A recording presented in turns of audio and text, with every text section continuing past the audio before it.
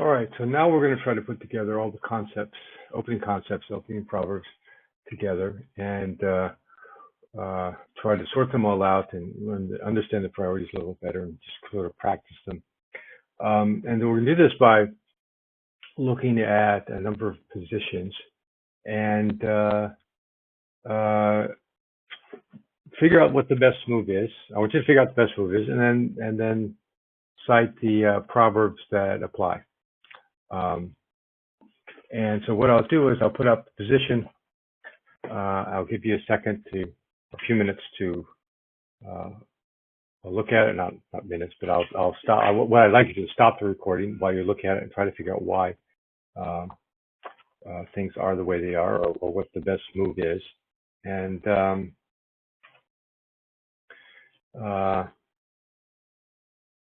take it from there. And I'll go and explain it and see what you do. So look at the screen. We have a 5-4 to play. So our first roll opponent got a 4-2 and made the 4-point on the start. And what do you think you should play, and why? So go ahead. Take a few seconds, pause the recording, and then I'll start again. Okay. So the right move is to split and come down. Why are we doing that? Well, break coming down from 8 to 5 is almost axiomatic. It's break the mountain. You got your stack here. You got to come down. Why the split? There are none of the signs we have the split, but minus signs the opponent stripped the 8-point, and we want to fight for this good point. He started a prime. If we can make the 5-point, his prime is meaningless. Okay, so that was the first one. Second one, we have a 6-3 to play. So stop the recording, take a look. What's the right play, and how do we, and why? Okay, 6-3 to play. Our opponent opened with a 3-4 and split. And what our best move is to hit. Why? Well, we break the mountain, really unstacking the midpoint, and then we're going to fight for the good point, fight for the 4-point. And there's reasons why. A lot of these the alternative plays aren't very good. Typically, with a 6-3 open, we're going to split, bring it out to the bar point and bring it down. That puts us under direct attack from with an ace, a deuce, and a 6, or a 6 here. So here the best move. So that's not a good move in this position. But here we can unstack the midpoint and hit, fighting for the good point. Okay. Third one. Double twos to play. So you can stop the recording. What's the best move and why?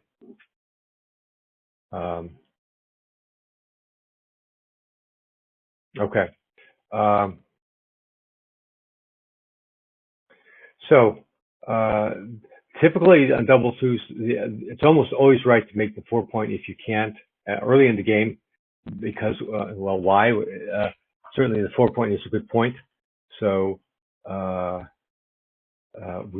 not only fighting for that, we're making that point now, and then it's typically right to come in, unstacking the midpoint and making the point, making an outfield point. So it's really unstacking, making the good point, not just fighting for it, but making it, and then making an outfield point. People typically want to come up. The mistake people often make is coming up with the back checkers, and that's not the right move here. It would be the right move if maybe if black had something going on, maybe if black had his 5-point or made his bar point. But for now, that's not the case. So stick with unstacking and making alpha point and making the strong point. Okay, next one.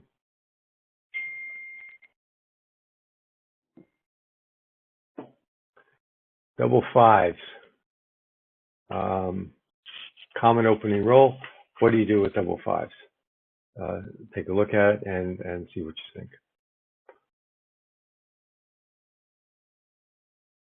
Okay, the answer is we're going to hit twice. And that's it's a tough one that doesn't necessarily follow all the. I mean, there are other proverbs that could fall in place. You see, the second best one is to come down with 2 and then hit off the ace point, and the third best play is to make the 3-point. The common thing is you're unstacking. Here you're unstacking the ace point, putting the opponent on the bar. Almost always the right move to when you can do those things. When you make a point and put your opponent on the bar, even though this is not, the ace point is not the most desirable point early on, it is a point. And the opponent goes on the bar. Making the 3 gives you a very strong position in making an inter-board point.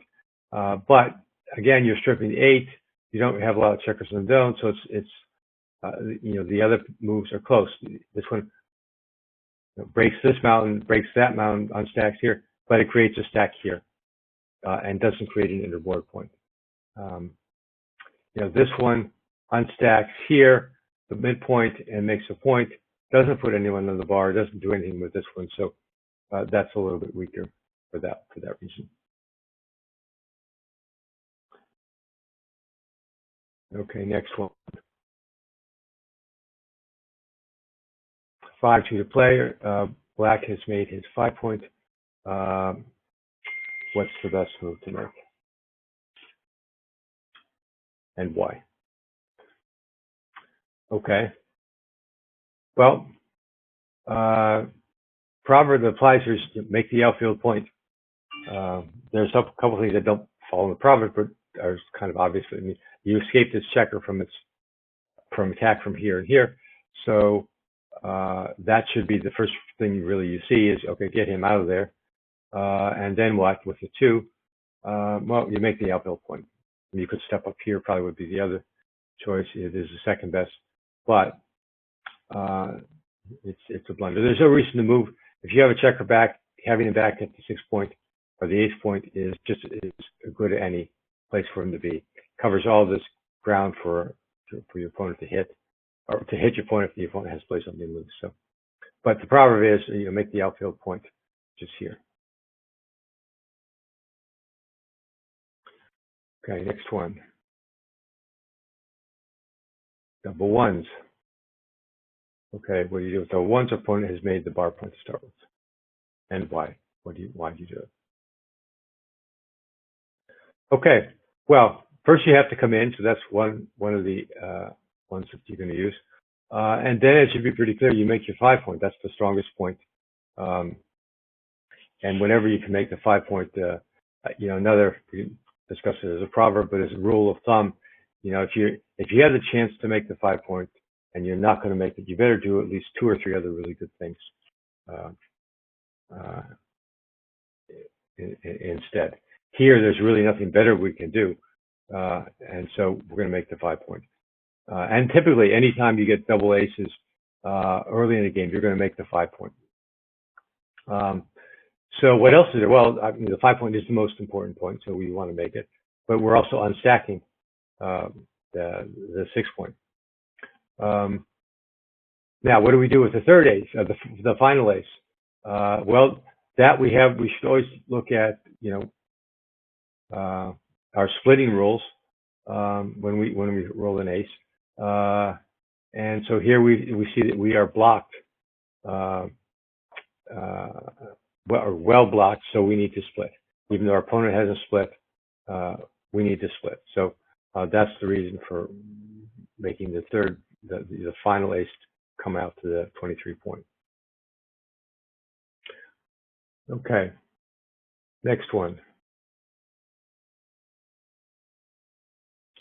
All right, 4-1 to play. And our opponent has split and come down. We made the 5-point or 3-point with the 5-3. And what do we do here? And why? Okay, in this case, it's the tiger play. We hit 2 from the bar. Now, this is the weak tiger because we're not leaving our checker on a point that we really want to make right now. We're leaving on the ace point. But it's a double hit, and there's really nothing better to do with that roll. And you put 2 checkers on the bar, it's usually a good thing, even if you're making the ace point. It would be better if we had more checkers in the zone. It would be better if we had the blot that we're leaving in a point that we wanted, either the 5 or the 4. But we don't have that option. So this is a stronger play, and the options are, coming down and splitting, which is, kind of bland. Coming up 2, also bland. Really bland is just looking at your point. So that's what we do with the 4-1. We also have the 3-point, which is an extra point. It helps. Generally, if you have more points, you're going to want to play more aggressively and hit your opponent. Okay, let's go to the next one.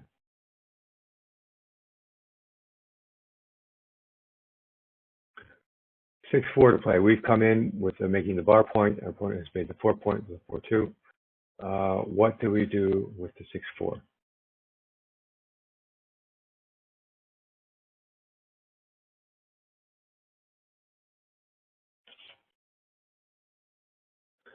Okay, we're going to want, well, there are a couple moves that are good. We're going to come out and split and come down.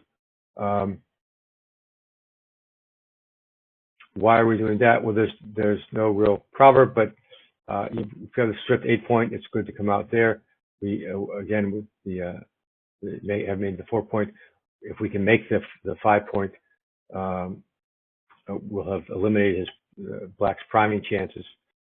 Coming down here, we want to bring more checkers in the zone and unstack here at the midpoint even further. We don't want to come down with 2 because now we've stripped our midpoint. Better to come down with 1. Also, running would have been a good play here as well. We are ahead in the race, and we're even more ahead in the race after this. But, okay, go to the next one.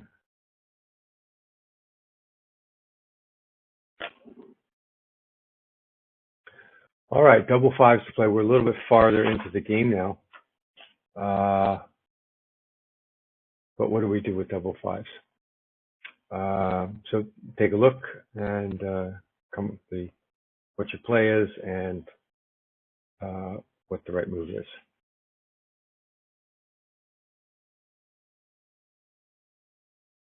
Okay. Doubles are tricky. You have to look at potentially a lot of combinations. There are a lot of good things you can do with doubles, and it's usually a big move. The hardest thing is looking at all the good things you can do and picking out the best one. So how do you look at this? Well, we're going to come in, do it this way. First, we're going to come in at the 5 because we have to. And now we have 3 more to play. What can we do? Well, we could hit here. We could bring 2 down, breaking the mountain. We could make a point, which is strong. But here we can hit in the outfield. Hitting the outfield is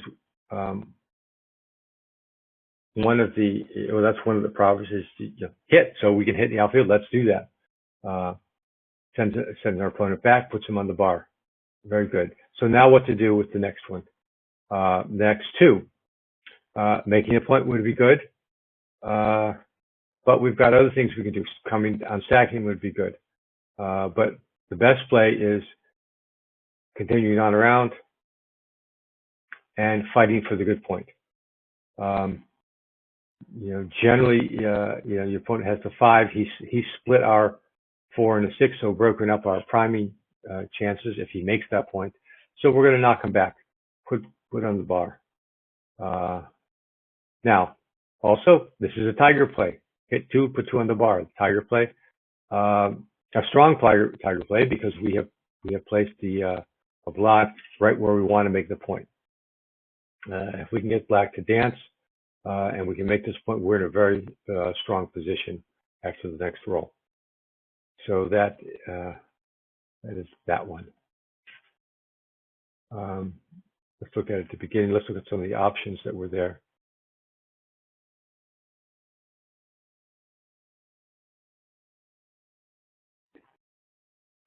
So this play does hit.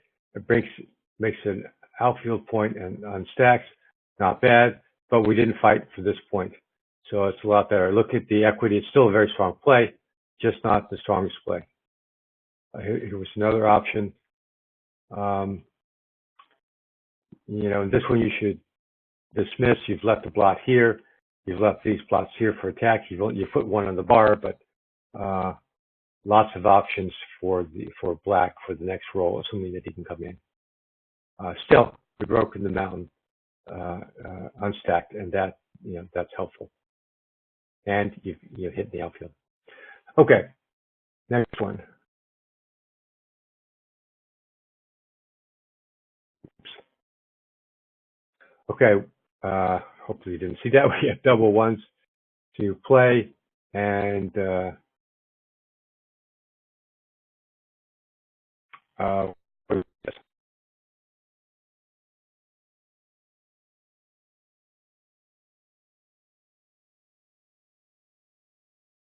I'm sorry, it's not double ones, it's double twos. Okay, so what do we do with this?